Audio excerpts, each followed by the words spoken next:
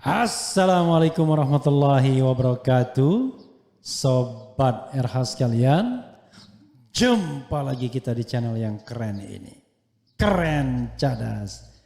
Sobat semuanya, kita bicara tentang polling yang dilakukan oleh RH Channel ya. Sudah tertunda berapa hari saya mengumumkannya.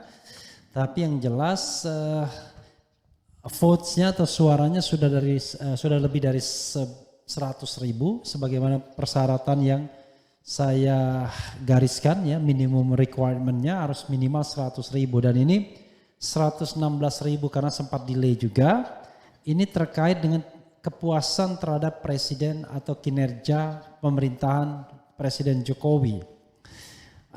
Ya sekadar perbandingan dengan sebuah survei yang mengatakan bahwa tingkat kepuasan terhadap kinerja Jokowi itu 82% dan dikatakan sebagai capaian tertinggi. Lalu Menteri Bahlil mengatakan kalau mau menang ya dekat-dekat dengan Jokowi dengan teori kepuasan yang 82% ini. Tetapi dari polling RH Channel justru faktanya sangat terbalik.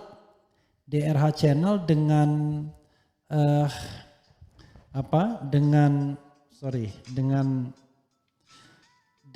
tingkat pemilih sampai vote dengan 100 dengan jumlah yang lebih dari 100.000 sobat RH sekalian itu 100.000 ternyata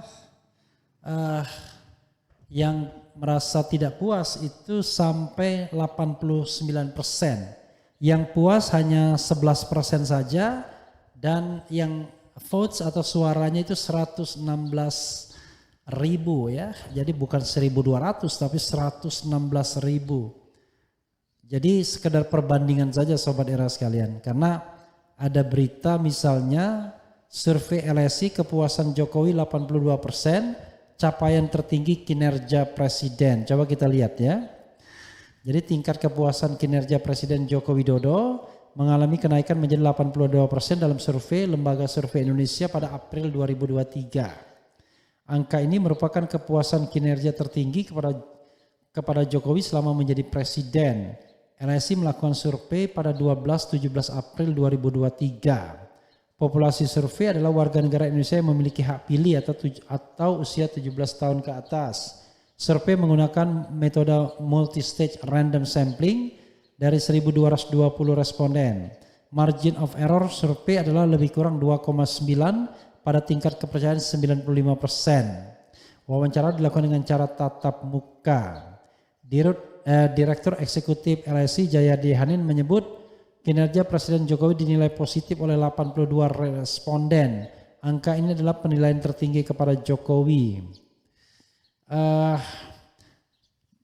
Yang menilai negatif itu cuma 17,5%.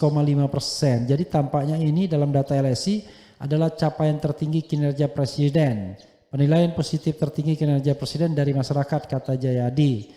Jayadi menyebut penilaian terhadap kinerja Jokowi menguat selama 6 bulan terakhir. Angka bulan April ini kata dia memang cukup tinggi. Jadi tren penilaian positif terhadap kinerja presiden memang menguat sejak 6 bulan atau 7 bulan terakhir dari September ke April, dan itu jauh lebih kuat kalau dibandingkan dengan sekitar 10 tahun yang lalu di bulan Juni tahun 2015. Jadi angka ini memang cukup tinggi jelasnya, luar biasa ya. Berikut tren kepuasan terhadap kinerja Jokowi. April 22 64,1%, Mei 2022 58,1%, Mei 2022 yang kedua 61,8%, Juni 2022 70%, Agustus 2022 72,3%, September 62 2022 62,6%, Oktober 67%, Januari 76,27%, Februari 75%, April 82%. Kita ucapkan selamat ya kepada Presiden Jokowi yang tingkat kepuasannya sudah mencapai 82%. Menurut survei LSI, sekali lagi menurut survei LSI. Jayadi menjelaskan faktor yang menyebabkan penilaian terhadap kinerja Jokowi naik adalah kondisi perekonomian yang baik. Mengapa tinggi? Jawabannya, 1, penilaian terhadap kondisi umum tinggi termasuk ekonomi, dan biasanya yang paling jelas memperlihatkan hubungan tingkat kepuasan kepada presiden itu adalah tingkat inflasi. Jayadi menyebut penilaian terhadap kinerja presiden sangat berkaitan erat dengan tingkat inflasi.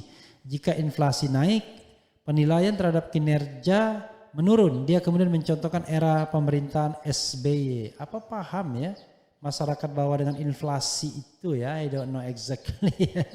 Angka 80% itu juga pernah dicapai oleh SBY pada Juni 2009.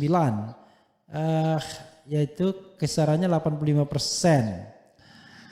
Pada saat itu tingkat inflasi sangat rendah. Memang sejak Oktober 2022 tingkat inflasi kalau kita lihat dari data BI cenderung menurun dari angka 6 ke angka 5 selain 6 bulan terakhir. Jadi ini salah satu penjelas tingkat kepuasan yang tinggi kepada presiden, tutur dia. Selain itu Jayadi menyebut kepuasan terhadap kinerja presiden berkaitan erat dengan kondisi hukum dan politik. Ada paralel antara penilaian positif terhadap kondisi ekonomi, politik, dan hukum dengan penilaian positif terhadap kinerja presiden, tutur dia. I don't know exactly, saya tidak mau berkomentar ya. Karena memang apa yang dirasakan elit beda dengan apa yang dirasakan masyarakat bawah. Masyarakat bawah ini punya mentalitas begini sobat era sekalian. Kalau mereka hidupnya sulit, mereka itu terpinggir secara ekonomi dan politik, mereka menganggap bahwa itu adalah karena mereka bodoh, karena mereka tolol, karena mereka tidak rajin, karena mereka tidak sekolah dan lain sebagainya. Jadi cenderung mereka menyalahkan dirinya sendiri, terutama penduduk desa. Tapi ketika ada bantuan semacam bansos, BLT dan lain sebagainya, maka dengan segera yang memberi bantuan itu dianggap ratu adil. Sehingga diagung-agungkan sebagai penyelamat mereka. Jadi kurang berpikir struktural bahwa kelemahan, kemiskinan mereka justru diakibatkan oleh masalah struktural kepemimpinan yang tidak berpihak atau pro rakyat. Jarang pikiran seperti itu. Jadi kalau kemudian masyarakat mengaitkannya dengan inflasi, wow keren sekali masyarakat kita ya. Kelas menengah saja rasanya susah untuk mengaitkannya dengan inflasi. I don't know exactly bagaimana mengukur inflasi tersebut bagi individu masing-masing ya. Mungkin perasaan ya, kok barang sekarang mahal atau enggak dan lain sebagainya. Tapi yang jelas sebagai bandingan, RH Channel mengadakan polling bukan dengan 1.200 votes tetapi dengan 116.000 vote, yang puas itu cuma 11%. Yang tidak puas 89%. Ini sekali lagi tidak usah baper, sekedar perbandingan saja. Malah saya menginginkan ada juga lembaga atau YouTube atau media sosial yang mengadakan polling seperti ini dengan minimal 100.000 votes untuk melihat apakah mereka puas atau tidak dengan kinerja pemerintahan Presiden Jokowi. Let's say di YouTube yang memang pro pemerintahan misalnya. Jadi sekedar perbandingan saja. Kalau di RH Channel saya kira wajar kalau tingkat kepuasan terhadap Presiden Jokowi rendah. Karena ini adalah channel kritis ya. Channel yang kerap mengkritik pemerintah. Tapi 116.000 itu ya angka. Bukan angka abal-abal, bukan angka yang direkayasa tapi angka yang sesungguhnya. Coba kalau kita lihat misalnya komentar mereka terhadap angka itu apa sih di balik angka itu. Ada 3.709 yang komen ya. Yang puas dengan kinerja presiden adalah golongan sesama penikmat. Golongan pemakan daging saudaranya yaitu penjual fitnah, golongan kurang paham, golongan pembenci kebaikan dan golongan pura-pura bahagia. I don't know exactly. Sebagai warga masyarakat sangat tidak puas dengan capaian kinerja pemerintahan Jokowi yang katanya dianggap berhasil tapi justru makin membuat keadaan masyarakat tambah susah. Ketika suatu urusan kekuasaan tidak diserahkan kepada ahlinya, kita semua bisa melihat dan merasakannya. Betapa indahnya negeriku saat ini. Sebenarnya pemerintah melakukan survei yang objektif dan jujur serta real, bukan pesanan dan bukan asal bapak senang, agar bisa menilai sampai di mana parameter berlangsungnya pemerintahan. Korupsi, penegakan hukum suka mengadu domba terutama di lingkarannya dan rusak akhlak aparat hampir seluruhnya. Hampir 10 tahun ini saya merasa tidak punya presiden. Semoga 2024 saya dapat merasakan kembali bagaimana rasanya punya presiden. Presiden pilihan rakyat Indonesia, bukan petugas partai. Yang bersangkutan sangat berhasil untuk menyengsarakan rakyat Indonesia, terutama kalangan bawah, dan yang bersangkutan sangat bangga dan puas kalau membagikan BLT dan lain-lain secara langsung. Ikan sepat, ikan gabus, beli karet di Pangandaran, lengser cepat semakin bagus, langsung seret ke pengadilan. Luar biasa ya. Presiden terbaik sepanjang sejarah Indonesia merdeka, rela tak berdaulat, membiarkan semua orang datang ambil sepuasnya kekayaan bangsa Indonesia, terus bangga dengan pembangunan dari utang. Kalau pakai utang tidak perlu presiden, cukup pakai bayi baru lahir jadi presiden. Maksudnya apa ini? Kalau bisa semua media mengadakan polling tentang kepuasan pemerintahan Jokowi dan capres, saya lebih percaya polling daripada lembaga survei. Demi anak cucu kita, mari menuju perubahan merdeka.